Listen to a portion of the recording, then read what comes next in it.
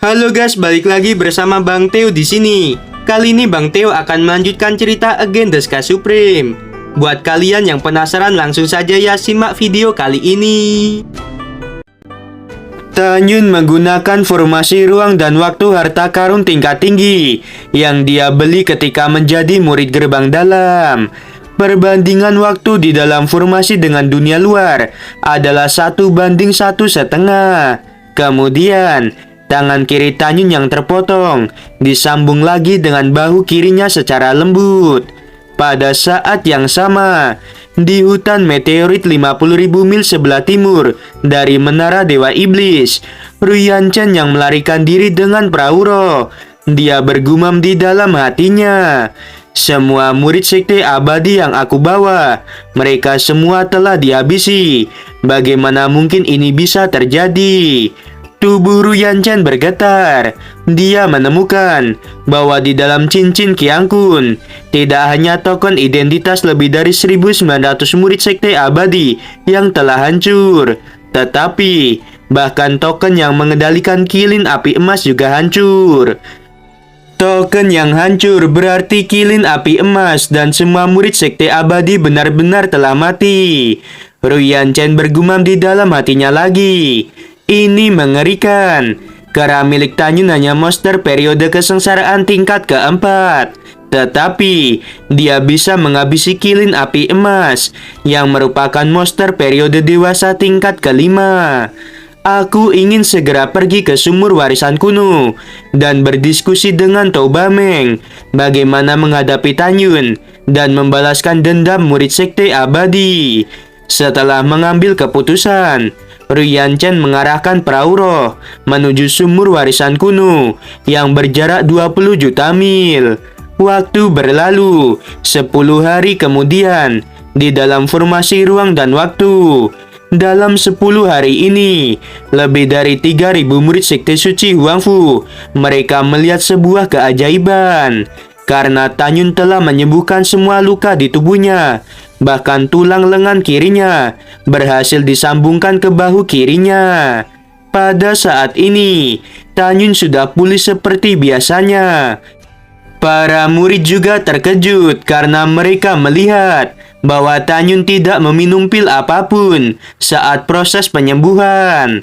Saat semua orang terkejut, ada satu hal lagi yang juga membuat mereka merasa ada keajaiban, yaitu mengenai kera iblis.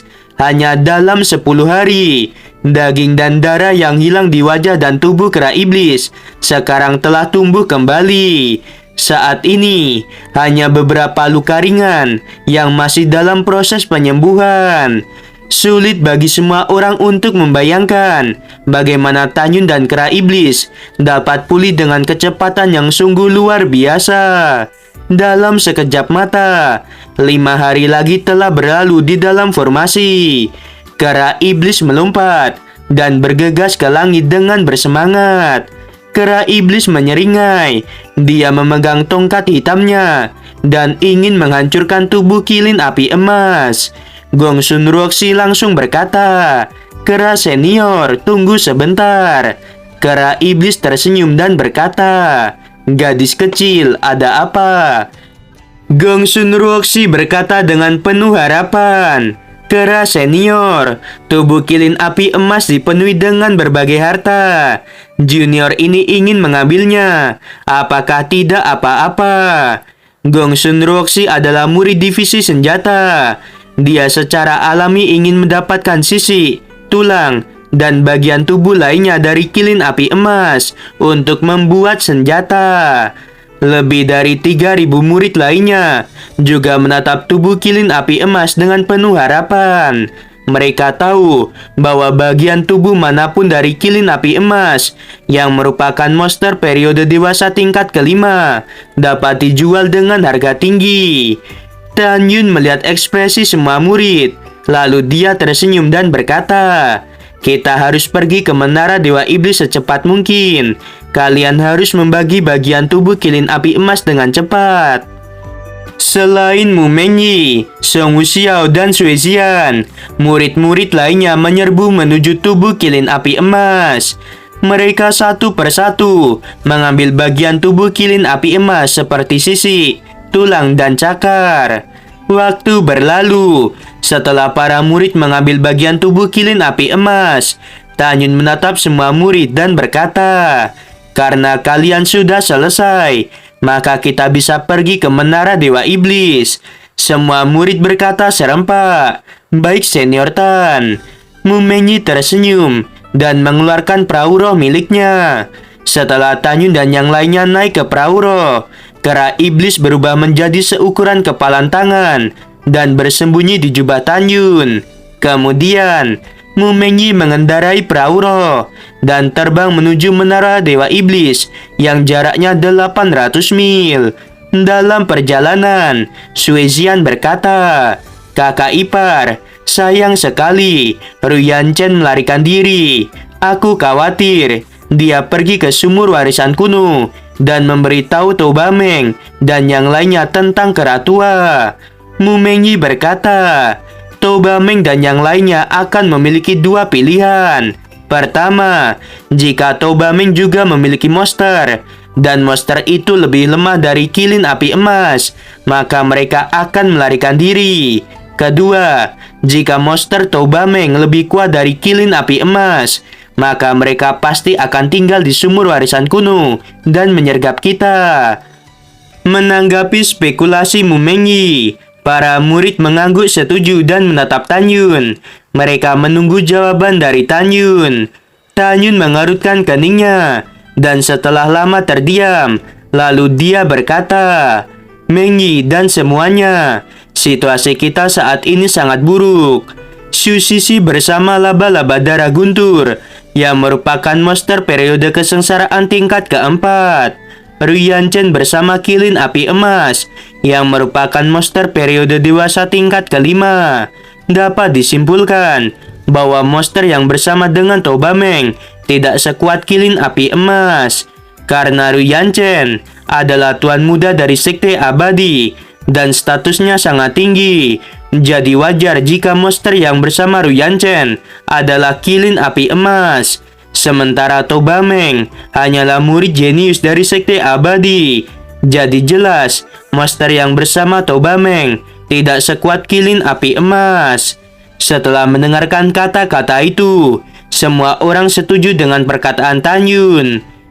Tanyun mengerutkan keningnya dan berkata lagi, "Yang aku khawatirkan adalah jika Ruyan Chen dan yang lainnya kembali dari medan perang para dewa dengan hidup-hidup. Mereka akan mengatakan bahwa kita telah memasuki medan perang para dewa bersama kera tua. Saat itu, Sugeyu dan Ruyan Wuji akan menghabisi kita semua." Mendengarkan hal itu, Suezian berkata, "Kakak ipar, Sugeyu dan Ruyan Wuji juga memberi para murid-muridnya monster."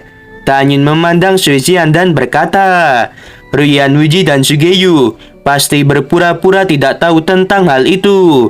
Tetapi kita sudah melihat bahwa Susisi dan Ruyan Chen membawa dua monster yang kuat. Itu melanggar aturan uji coba. Jika Ruyan Chen berkata bahwa kilin api emas dibawa oleh orang lain, dia tidak akan memiliki bukti yang kuat. Jadi, Ruyan Chen dan kita sama-sama akan dihabisi karena melanggar aturan uji coba." Dengan strategi dan kecerdasan Tanyun, dia secara alami menyimpulkan bahwa begitu Ruyan Chen meninggalkan medan perang para dewa dengan hidup-hidup, pada saat itu Ruyan Wuji dan Sugeyu tidak bisa berbuat apa-apa. Setelah mendengarkan hal itu, para murid menjadi pucat. Kebanyakan dari mereka tampak putus asa. Pada saat ini, Huang Futing Feng berkata, "Senior Tan, sepertinya kita harus menemukan cara untuk menghabisi Ruyan Chen dan Tobameng." Tanyun menggelengkan kepalanya dan berkata, "Kita tidak bisa menghabisi Ruyan Chen. Jika itu dilakukan, maka akan benar-benar membuat marah sekte abadi. Itu sangat merugikan bagi sekte suci Huangfu untuk saat ini. Mengenai rencana selanjutnya, kita akan pergi ke menara Dewa Iblis. Lalu kita akan bergegas ke sumur warisan kuno secepat mungkin dan melakukan yang terbaik untuk menyingkirkan semua musuh kecuali Ruyan Chen. Jika mereka tidak ada di sumur warisan kuno, maka mereka dibagi menjadi dua kelompok dan menuju ke dua gunung, di mana formasi ruang dan waktu akan dibuka. Ketika uji coba selesai, mereka akan kembali ke Istana Jiwa Ilahi melalui formasi ruang dan waktu itu. Jika itu terjadi, maka segalanya akan menjadi sulit untuk kita. Analisis Tanyun itu sangat teliti, karena area uji coba di medan perang para dewa sangat luas. Jadi akan ada dua formasi teleportasi ruang dan waktu di tempat yang berbeda. Tanyun hanya bisa bersiap untuk situasi yang terburuk. Pada saat itu, para murid Sekte Suci Wangfu juga akan dibagi menjadi dua kelompok, sehingga kera iblis akan memimpin para murid untuk menjaga salah satu tempat, dan Tanyun akan menjaga tempat satunya lagi. Tanyun berharap agar kera iblis bertemu dengan monster yang dibawa oleh Tobameng, sehingga kera iblis dapat menghabisi semua musuh dan monster yang dibawa oleh musuh. Setelah Tanyun selesai menganalisis, Tanyun dan yang lainnya telah sampai di depan Menara Dewa Iblis. Menara Dewa Iblis dipenuhi dengan gelombang kekuatan yang beratribut kuno. Gelombang kekuatan itu berubah menjadi kumpulan titik-titik cahaya terang yang padat. Titik-titik cahaya itu berputar di sekitar Menara Dewa Iblis, membuat ruang di sekitarnya seperti akan runtuh. Huang Fu Tingfeng mengeluarkan pedang harta karun tingkat tinggi dari cincin kiangkut miliknya. Dan ketika pedang itu dilemparkan ke titik-titik cahaya pekat di depannya, pedang itu langsung hancur berkeping-keping. Semua orang yang melihat itu menjadi kaget. Tanyun hanya pura-pura kaget, karena dia sebenarnya sangat paham dengan titik-titik cahaya itu. Karena menara ini dibuat olehnya di masa lalu, hanya Tanyun yang tahu bahwa titik-titik cahaya yang pekat itu adalah cahaya Dewa Iblis. Tanyun bergumam di dalam hatinya. Cahaya Dewa Iblis dapat mencangkup area radius lebih dari 900 juta mil. Bahkan senjata dewa biasa akan dengan mudah dihancurkan. Tapi sekarang, cahaya Dewa Iblis telah berubah menjadi titik-titik cahaya yang berkelap-kelip. Jelas bahwa roh yang berada di dalam Menara Dewa Iblis sudah mati selama pertempuran para dewa di zaman kuno. Guys, informasi ya, tidak hanya pedang saja yang memiliki roh pedang. Intinya, setiap senjata baik berbentuk pedang, tombak, menara, dan lain-lain, mereka semua bisa memiliki roh. Oke, kita lanjut. Tanyun bergumam lagi. Aku tidak tahu apa tujuan Yushu meninggalkan Menara Dewa Iblis di sini. Yushu juga tidak tahu bagaimana membuat pil. Jadi dari mana asal pil yang ada di Menara Dewa Iblis ini? Tanyun sangat kebingungan saat memikirkan hal itu. Suezian tampak pucat dan berkata, "Kakak ipar, ini terlalu berbahaya." Setelah itu, kebanyakan orang menyatakan bahwa mereka tidak mau mengambil risiko untuk memasuki Menara Dewa Iblis.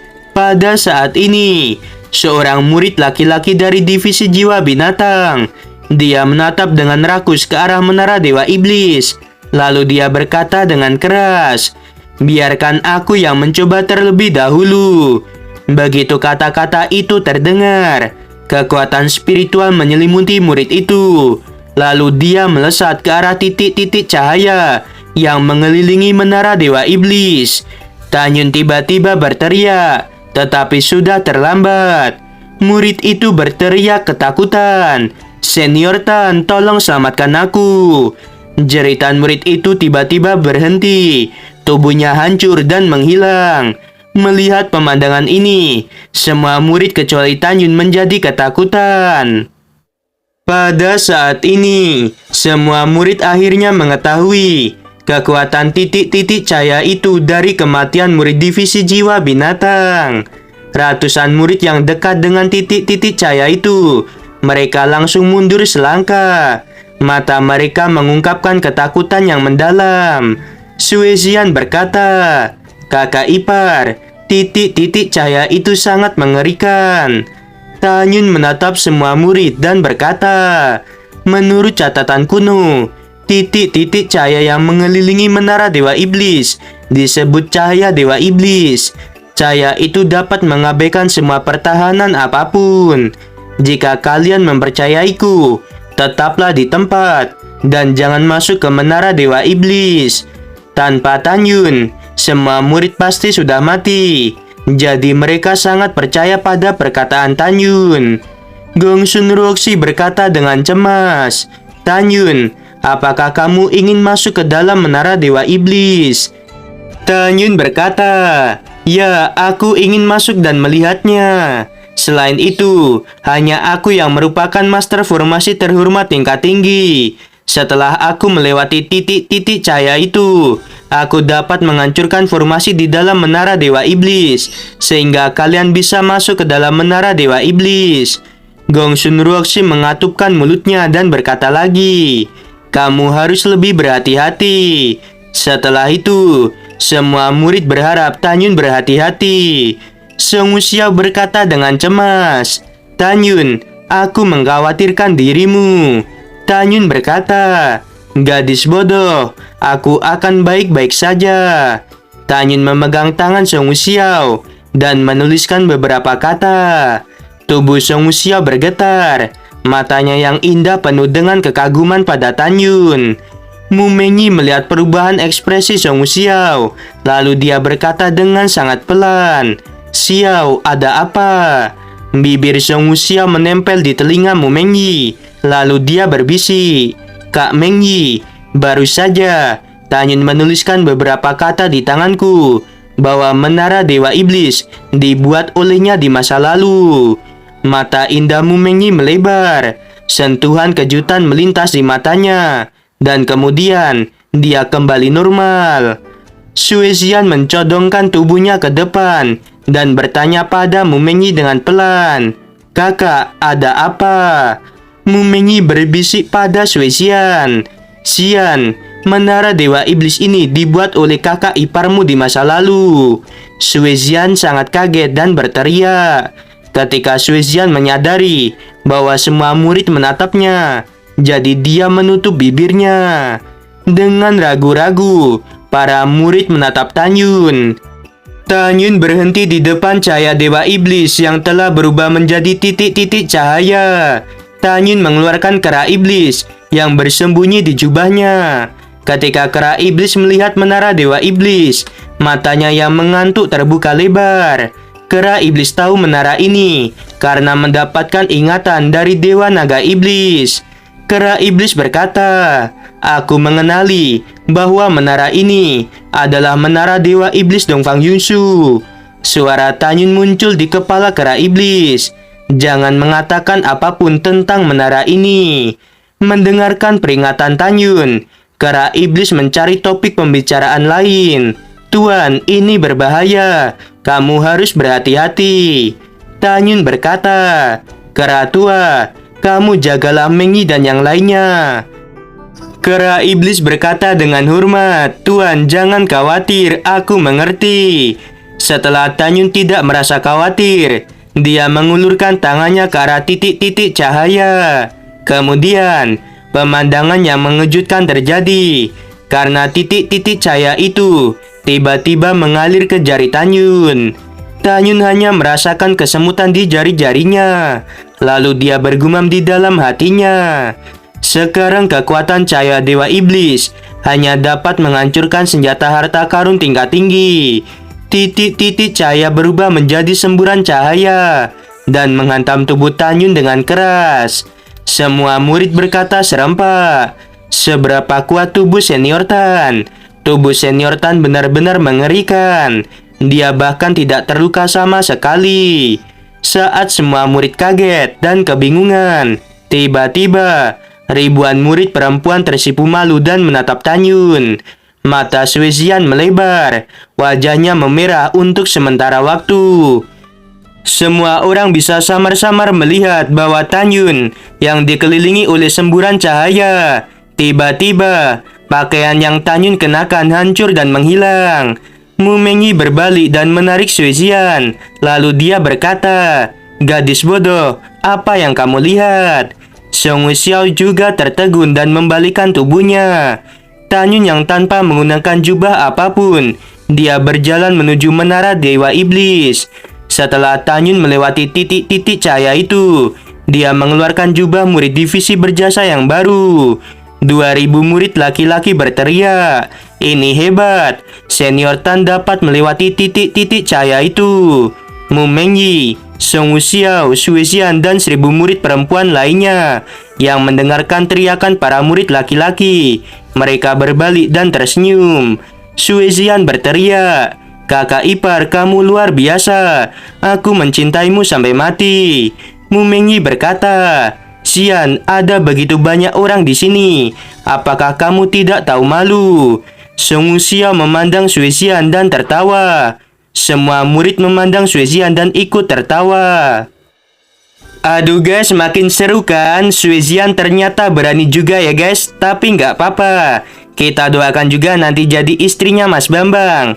Sebelum video berakhir, Mimin mau bilang, sungguh membagongkan. Terima kasih.